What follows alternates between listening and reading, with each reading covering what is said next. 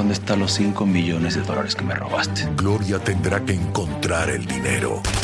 Su vida y la de su hijo dependen de ello. Hay que acorralar a la viuda. ¡Tengo mucho miedo, mamá! El peor de los caminos será el único posible. A mí no me importa ir a la cárcel con tal de salvar a mi hijo. En la nueva superserie de Telemundo, Esta mujer es clave. Esa es la cacería. La Jefa. Martes 18 de febrero a las 10:09 Centro por Telemundo. El incidente ocurrió en 1979, en un pueblo de Kazajistán. Con un frío de 26 grados bajo cero, en medio de una ventisca de nieve helada, Nikolai Tsumagaliev, un obrero del metal de 27 años, caminaba de regreso a su pueblo. Era un chico delgado, de 1,71 de altura, proletario de la clase obrera, con la cara afeitada, mejillas rojizas y cara redonda. Tenía un fuerte gusto por el tabaco y el vodka, y le gustaba pasar las horas con prostitutas. Era miembro del Partido Comunista Soviético y un ardiente partidario del mismo. Aquella fría y gélida noche volví a casa caminando y vio a alguien que le hablaba en la carretera desierta. Nikolai Tsumagaliev miró hacia atrás. Allí había una mujer. Se sintió inmediatamente acalorado por la chica. Habían estado juntos varias veces y el ambiente era bueno. Bebían vodka, comían. Se alegró de invitarla a casa y después de unos cuantos vodkas pasaron un buen rato durante la velada antes de que acabara la noche. Según cuenta la historia, el hombre había matado a 7 mujeres a las que había llamado prostitutas sin valor, a las que es mejor apuñalar con un cuchillo. Pero volvamos al punto de la historia, a lo que ocurrió en 1979.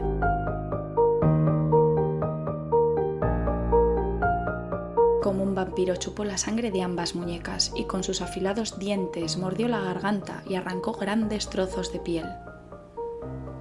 El caníbal kazajo adoptó el trabajo de un carnicero. Troceó todo el cuerpo y lo puso en un gran bidón.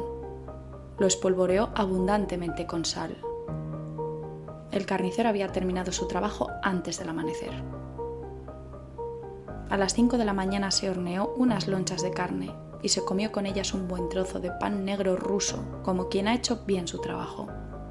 Cansado se puso a trabajar y confiaba en que por la tarde le saliera otra prostituta al paso.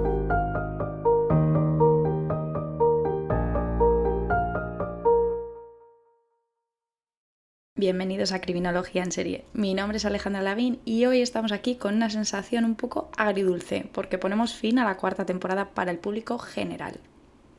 Y quiero agradeceros el haberme acompañado todos los jueves durante estos meses. Quiero agradeceros de corazón vuestros comentarios, apoyos y suscripciones.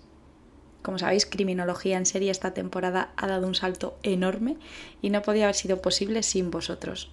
No puedo expresaros lo agradecida y contenta que estoy viendo que este proyecto y este increíble trabajo están dando sus frutos. Solo puedo daros 1000 veces las gracias y prometeros que la temporada que viene seguiré trabajando más y mejor y trayendo además novedades que sé que os gustarán. Antes de empezar, deciros que la semana que viene se cierra la temporada, ya sí, definitivamente, con un episodio exclusivo para fans. Si os animáis a invitarme a un café, tendréis 10 episodios exclusivos y así la espera hasta que volvamos con Criminología en Serie se hace un poquito más llevadera.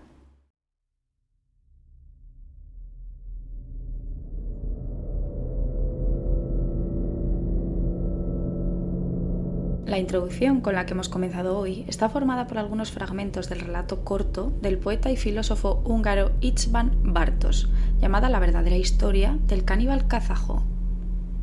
Este particular hombre se ha autodenominado caníbal filosófico y aunque durante sus performances ha consumido fluidos corporales, a diferencia de nuestro protagonista de hoy, que sepamos, entre ellos no se ha encontrado la sangre humana.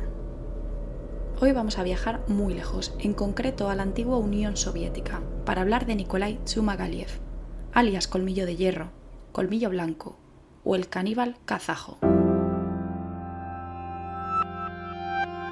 Nikolai Tsumagaliev nace en 1952 en Yuzhny-Gaz, un pequeño selo situado en la región de Almaty, en el sureste de Kazajistán.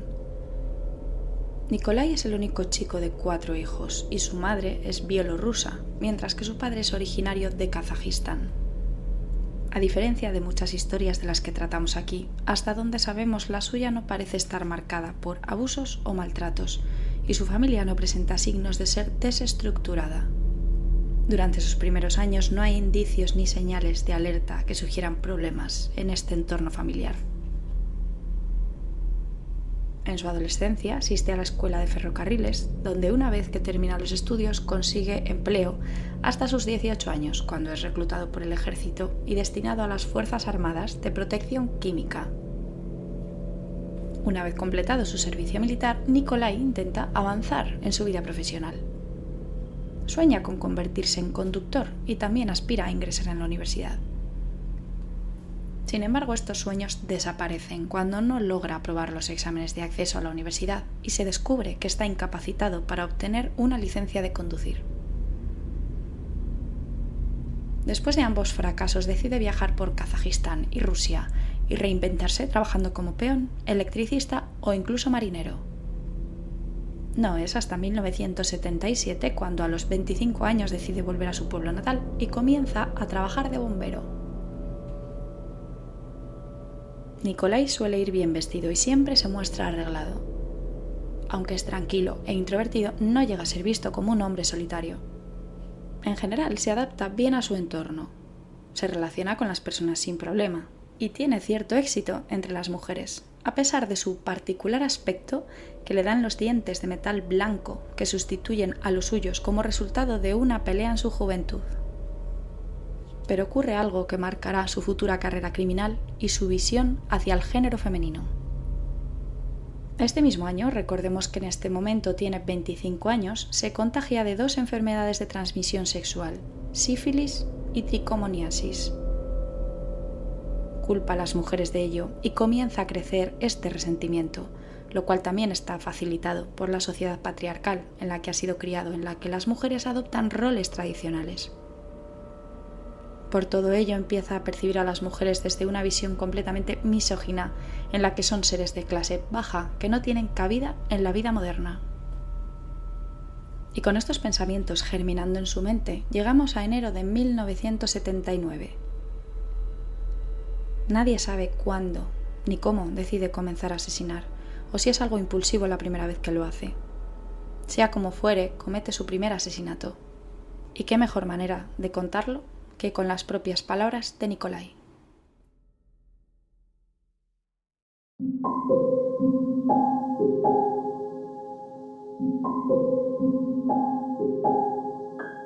Siempre me encantó cazar.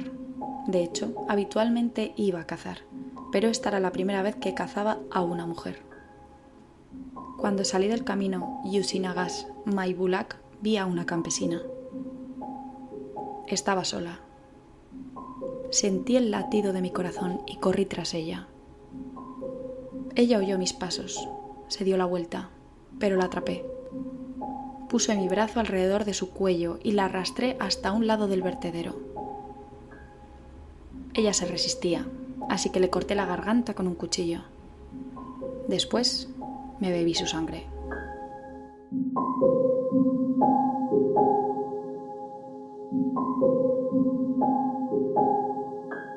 En aquel mismo momento apareció el bus de la fábrica que venía del pueblo. Me tumbé en el suelo y me puse al lado del cadáver. Mientras estaba tumbado noté frías mis manos. Cuando el bus se fue, calenté mis manos con el cuerpo de la mujer y la desnudé completamente. Corté los pechos del cadáver en tiras, le quité los ovarios, separé la pelvis y las caderas. Después doblé estas piezas para poder meterlas en mi mochila y las llevé a mi casa.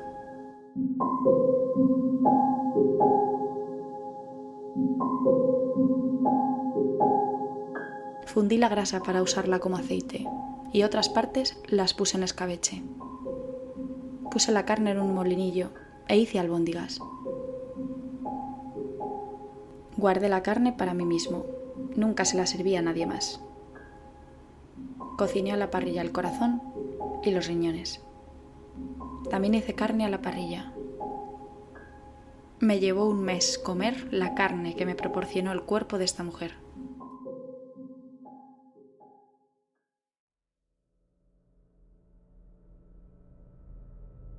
Al parecer, esta es la primera vez que prueba carne humana y afirmará que tarda algún tiempo en acostumbrarse al sabor y a la idea de comer seres humanos. Era dura y tuve que cocinarla durante mucho tiempo en su propia grasa. La primera vez que comí carne humana tuve que forzarme, pero luego me acostumbré. Como él mismo dice, siempre le ha gustado cazar desde joven, pero se da cuenta de que cazar mujeres es mucho más emocionante que hacerlo con animales. El 25 de enero se encuentra lo que queda de la joven en el vertedero del pueblo de Fabričny. Su nombre es Nadezhda Andronik, de 17 años, quien acudía ese día, como habitualmente, a la iglesia de los adventistas del séptimo día. La escena del crimen es terrible. Está descuartizada y le faltan órganos, vísceras y una gran cantidad de carne. Nikolai no conocía a la joven, por lo que no es relacionado con ella, y la investigación que se abre no lleva a ninguna parte. Se enfría rápidamente y durante años. Desde este momento hasta agosto quita la vida a 4 mujeres más. En abril asesina a una anciana, Anna Marinova, de 70 años de edad, en Fabričny también, mientras regresa a casa después de estar en la iglesia. Exactamente igual como le pasó a Nadezhda. Durante su tercer crimen, el 21 de junio, ataca a la familia Ivanova. Entra en la casa en la que se encuentran Alena Ivanova, de 65 años, su hija Lida, de 32, y su nieta de 8.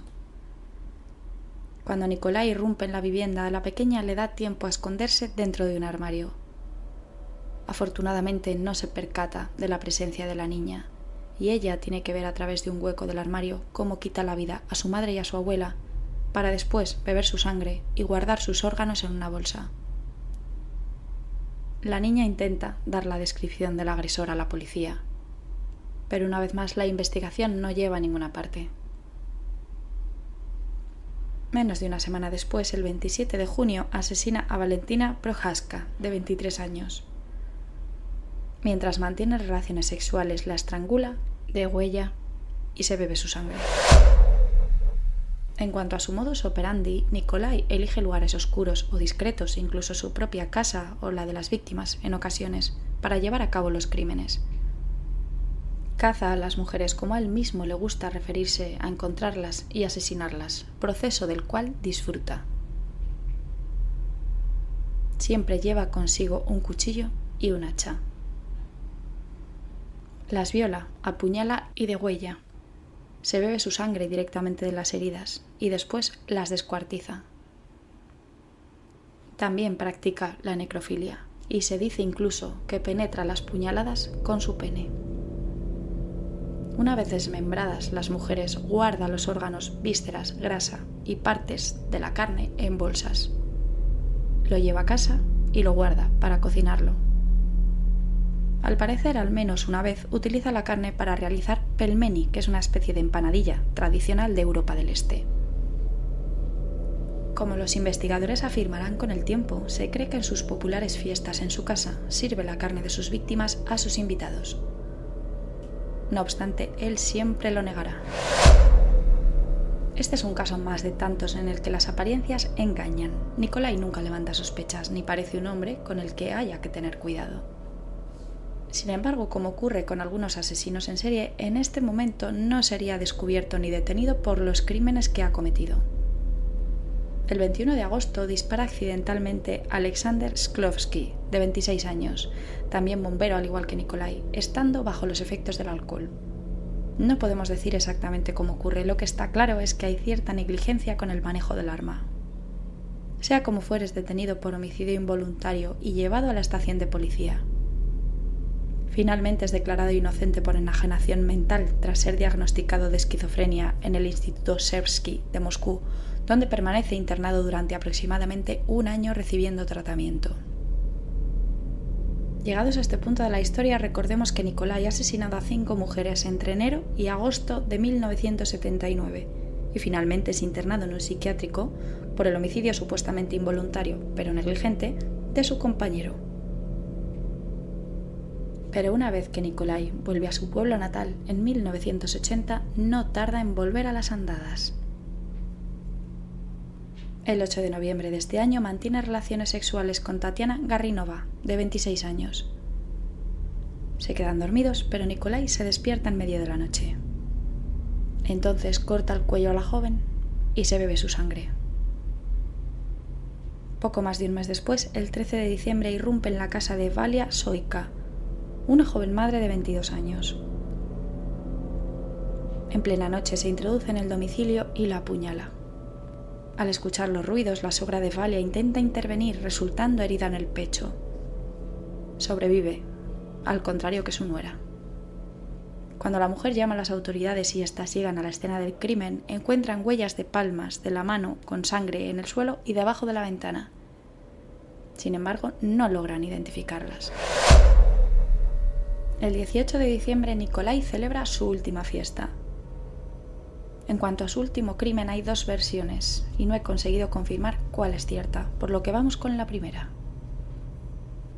En esta versión invita a unos amigos a casa, como suele hacer de vez en cuando.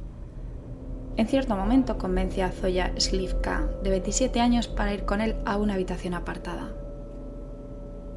En algún punto de la noche, cuando Nikolai y Zoya, o bien cuando llevan algún tiempo desaparecidos, o cuando los amigos escuchan ruidos extraños, deciden ir a echar un vistazo, y cuando abren la puerta se encuentran a Nikolai desnudo, cubierto de sangre y descuartizando a la mujer.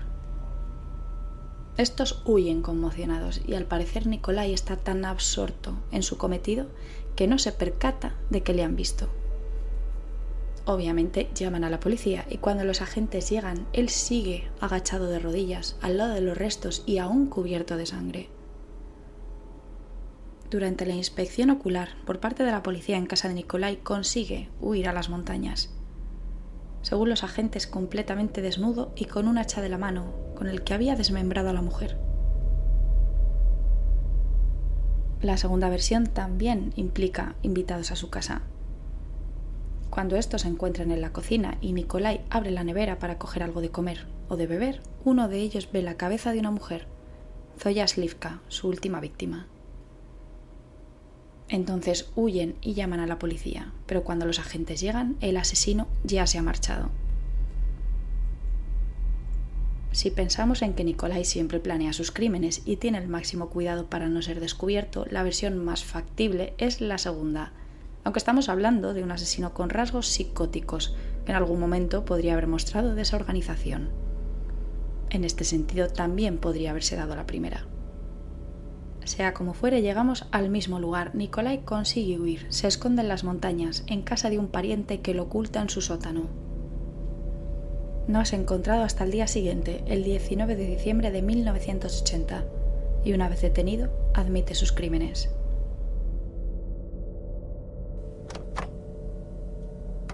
Acabé con esas mujeres por varias razones. En primer lugar, para satisfacer mi pasión sexual por ellas. En segundo lugar, sentí una satisfacción irresistible por el cuerpo femenino, por eso busqué conocerlo total y completamente. Por eso las ingería. En tercer lugar, en el libro Black Mist, que leí hace varios años, está escrito que las mujeres de los antiguos alemanes bebían sangre para adivinar. Yo también quise profetizar y por eso bebí sangre y pude predecir. Predije toda mi vida, desde 1980 hasta 1988 y hasta el año 2000 vi vagamente. Esta es mi venganza contra las mujeres por violar las leyes de la naturaleza. Un hombre debe ser superior a una mujer en todo. Quería infundir miedo en todas las mujeres de la zona.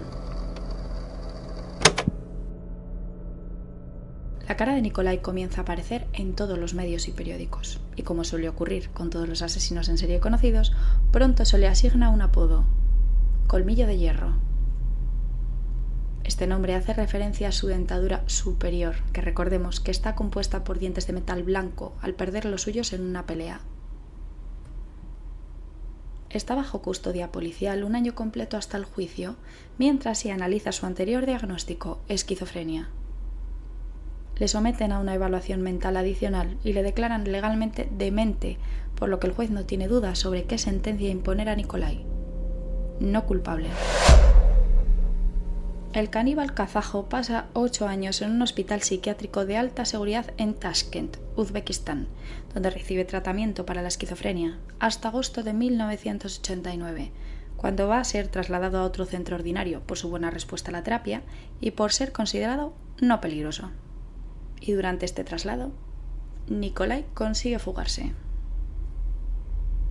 Durante cerca de 2 años permanece oculto en las regiones montañosas de Alatau, en el límite de las repúblicas de Kazajistán y Kirguistán, y a 20 kilómetros al sur de su pueblo natal. De vez en cuando viaja a las ciudades cercanas para buscar comida y artículos de primera necesidad. Además, es buen cazador, y también se dedica a recolectar hierbas que luego vende a los aldeanos. En algún momento las autoridades consiguen seguirle la pista y se involucran incluso las autoridades militares de la zona. Cuando comienza a sentirse acorralado, elabora un plan con intención de despistar a las autoridades. Pide ayuda a un amigo para que envíe una carta a su nombre, Nikolai Zhumagaliev, de Moscú a Bishkek. La carta termina así.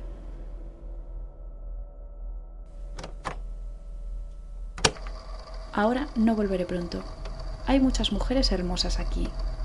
Nadie se dará cuenta de que faltan. Sorprendentemente su plan funciona. El sobre es entregado a la policía. Es una carta sin sellos que no pueden devolver al remitente y en la que figura el nombre de este buscado asesino maníaco. Entonces los investigadores se dirigen a la capital rusa y Nikolai tiene de nuevo vía libre para vagar por las montañas.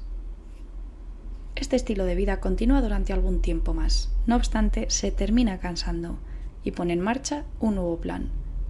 Entraría en prisión, pero no como Nikolai Zhumagaliev, alias Colmillo de Hierro, sino con un nuevo nombre. Cumpliría una leve condena por un delito menor y saldría con una nueva identidad y como un hombre libre. Por lo que en abril de 1991 roba una oveja de un rebaño en Fergana, Uzbekistán. Cuando le detienen se hace pasar por ciudadano chino que ha huido de su país natal buscando una vida mejor, y cuando es interrogado admite haber robado la oveja, pero no sabe cómo explicar cómo ha llegado a la Unión Soviética. Esto a las autoridades les escama un poco y comienzan a investigarlo. Envían una solicitud a Moscú preguntando si saben algo de ese hombre que afirma ser chino, con tan mala suerte para Nikolai que un coronel que había estado trabajando en su caso le reconoce inmediatamente. Nikolai es enviado de nuevo a un hospital psiquiátrico en Kazajistán y debido a su fuga se le interna en una sección aislada con altas medidas de seguridad. Más tarde sería trasladado a una clínica mental de alta seguridad en Aktas, un pueblo cercano a Almaty, donde permanece hoy en día y se le permite trabajar como reparador de pequeños equipos. Durante este tercer internamiento, envía una solicitud para que se modifique su sentencia a pena de muerte, pero se le deniega porque creen que puede recuperarse. En septiembre de 2014, la policía cierra una investigación por un asesinato en Aktobe, Kazajistán, identificando al culpable de un crimen cometido en 1990.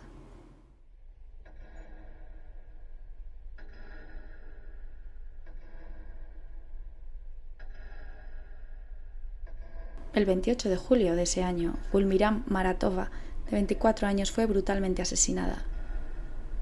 El perpetrador entró por la ventana de su casa, le cortó la garganta, bebió su sangre y, por último, la decapitó.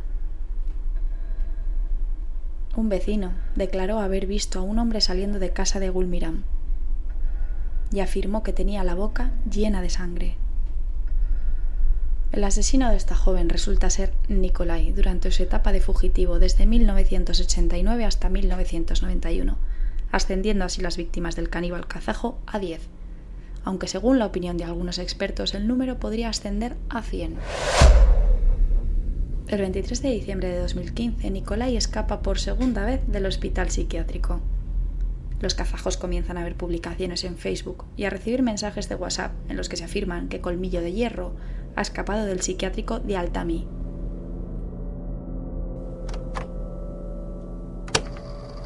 Mi compatriota vivía a una cuadra de mi casa en Usinagas, donde nací y crecí. Es un criminal particularmente peligroso y es famoso por ser caníbal. Tengan mucho cuidado. El 23 de diciembre de 2015, un prisionero de por vida, especialmente peligroso para la sociedad, enfermo mental, esquizofrénico, caníbal, originario de la región de Almatý, pueblo de Usinagas, Nikolai Zhumagaliev Spalovich, conocido como Kolya el caníbal o Colmillo de Hierro, escapó del centro psiquiátrico. No existen coordenadas exactas de su ubicación. Fue visto por última vez el 25 de diciembre de 2015. A las 13:25, testigos presenciales le vieron cerca del Bazar Verde, el mismo día que una niña llamada Saida Aldiyarovna Akanova, nacida en 1994, desapareció de la zona. Características de Nikolai: altura 1,78, peso 81 kilos. Tiene una cicatriz en el lado izquierdo de la mejilla con un diámetro de 4,7 centímetros. Hombros anchos. Físicamente fuerte. No dejen a los niños desatendidos. Como es lógico, la gente entra en pánico y reenvía esta información a todas partes. No obstante, un portavoz de la policía declara que no tienen información sobre la fuga de este hombre y no tienen órdenes de atraparlo. Pero claro, la población desconfía. Cuando Nikolai se fugó durante el traslado, las autoridades no informaron a la gente y tanto los kazajos como los rusos ignoraban la fuga hasta que fue capturado en 1991. Aunque las fuerzas de seguridad no confirman oficialmente la fuga, muchos residentes de Altamí creen que en este momento no se encuentra bajo custodia. Pero de la misma manera, tanto el Departamento Regional del Interior como el Hospital Psiquiátrico desmienten esta información.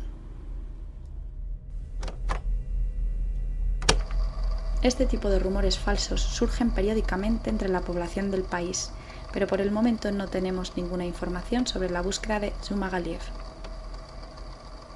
Últimamente nadie ha escapado del hospital. En particular, Zhumagaliev se encuentra en territorio del centro de tratamiento y está siendo tratado. ¿Qué es lo que está ocurriendo? ¿Se ha vuelto a fugar? ¿Están las autoridades y el hospital psiquiátrico encubriendo la situación? ¿Hay un peligroso caníbal suelto en Kazajistán nuevamente? La respuesta es no. Todo es un bulo, y la responsable de difundirlo, una joven de 21 años del pueblo natal de Nikolai, ha sido detenida e interrogada. Confiesa que todo es una invención, y por ello se enfrenta a una posible pena de hasta 5 años de prisión. Yevgeny Samovichev, de la Dirección General de Investigación Criminal, resume su encuentro con Nikolai de la siguiente manera. Es una bestia salvaje encarnada en forma de hombre. Su estructura básica es el dominio del varón, la ley de la naturaleza. Nunca comprenderá ni aceptará la vida humana.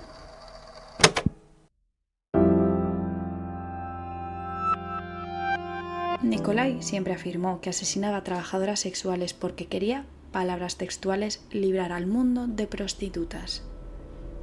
Sin embargo, no todas las víctimas conocidas de Zhumagaliev fueron trabajadoras sexuales. De hecho, la mayoría no lo eran, por lo que es más probable que sus asesinatos estuvieran motivados por su odio hacia las mujeres en general y no por una misión para acabar con la prostitución.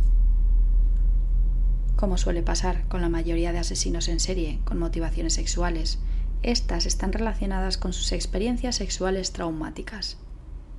En el caso de Nikolai, comenzó a aborrecer las relaciones sexuales después de contagiarse de 2 enfermedades de transmisión sexual.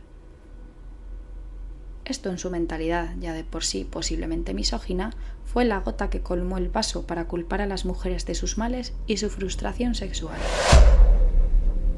Dadas las tendencias de Nikolai, vamos a aprovechar para hablar de algo que todavía no hemos tratado en el podcast y que creo que os puede resultar bastante interesante.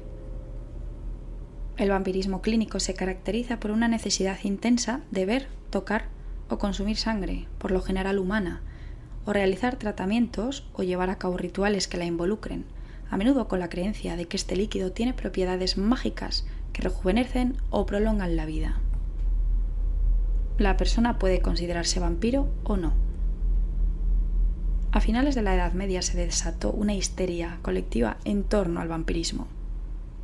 Ciertas enfermedades como la tuberculosis, la lepra, la catalepsia, la rabia y la porfiria eran relacionadas con el vampirismo, y se profanaban las tumbas para examinar los cadáveres que supuestamente debían permanecer incorruptos.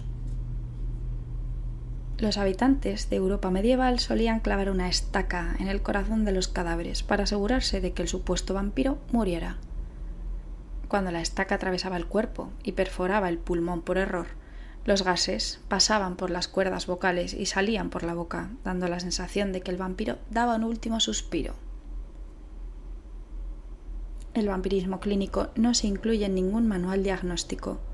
No obstante, su primera presentación formal la realizaron los psicoanalistas Richard L. Banden y John F. Kelly en 1964 de la siguiente manera. La popularidad de la figura vampírica evidencia la noción de Freud de que existe un masoquismo primario inherente. Este impulso erótico es de naturaleza primitiva y parece no edípico. Unos 20 años después, en 1985, fue propuesto por el criminólogo Herschel Prinz como afección clínica relacionada con trastornos esquizofrénicos, histeria, trastorno psicopático severo e incapacidad intelectual. Ya en 1992, el psicólogo Richard Knoll sugirió, medio en broma, que el vampirismo clínico debería cambiar su nombre por el de síndrome de Renfield, personaje de la novela de Drácula de Bram Stoker, sirviente y devoto del conde, y que sufre delirios que hace que coma arañas, moscas, ratas u hormigas, entre otros, con intención de obtener fuerza vital.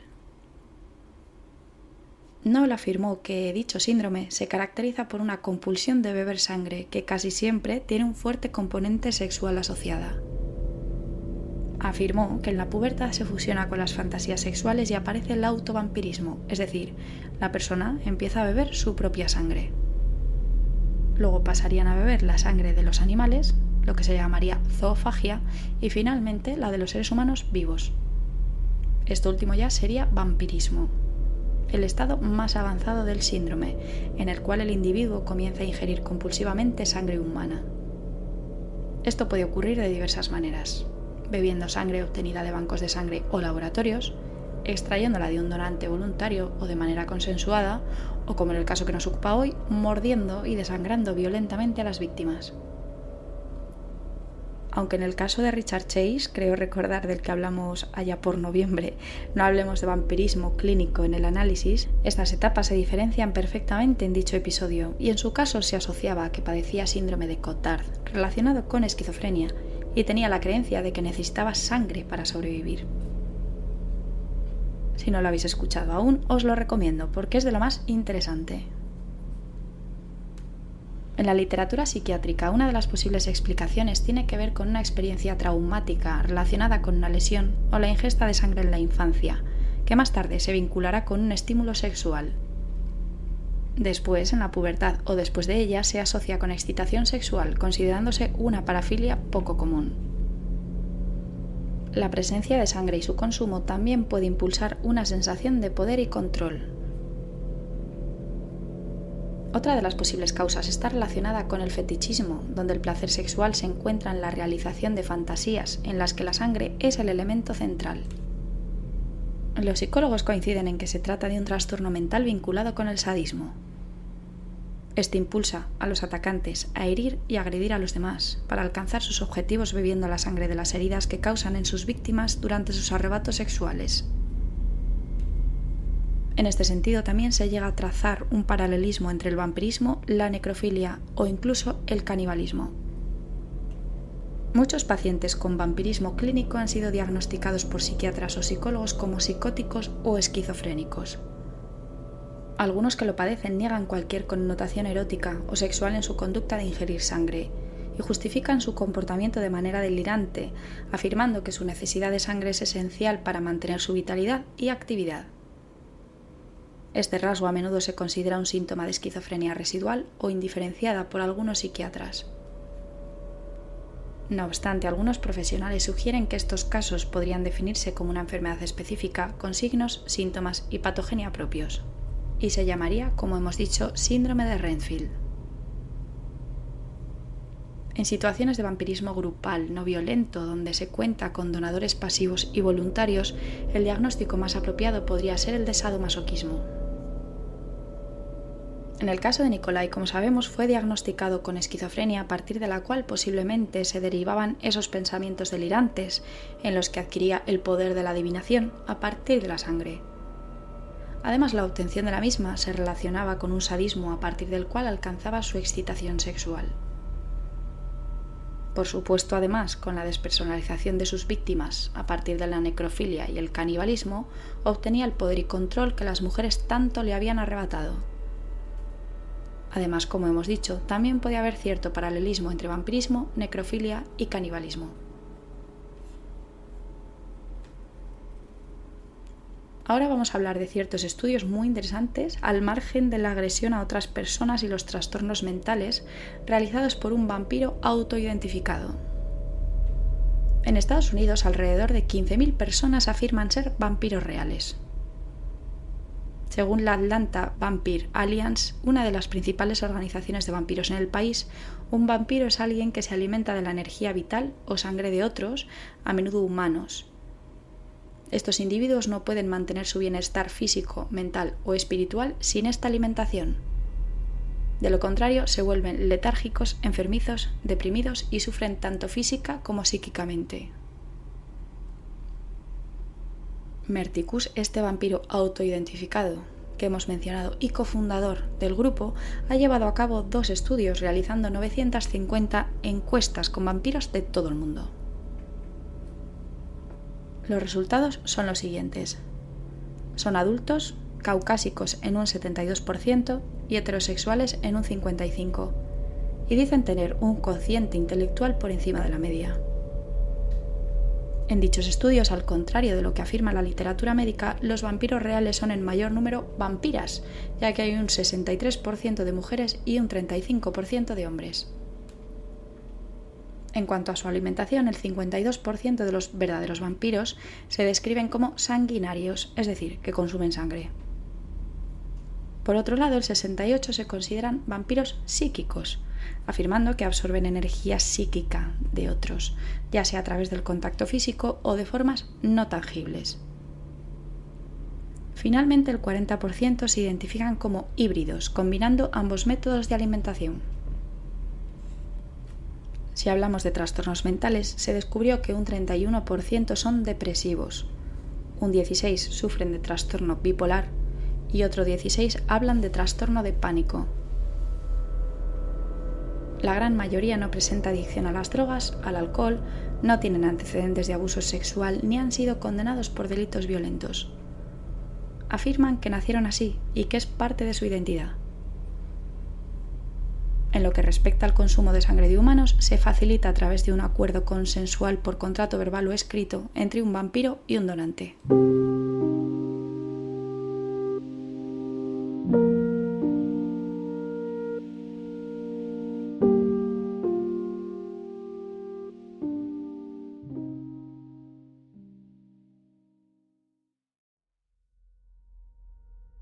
Y este es el caso de Colmillo de Hierro, el caníbal kazajo o el ogro bielorruso, caso en el que las motivaciones del protagonista tenían que ver con el odio en primer lugar, para después darse cuenta de que le gustaba cazar mujeres, beber su sangre y comerse su carne.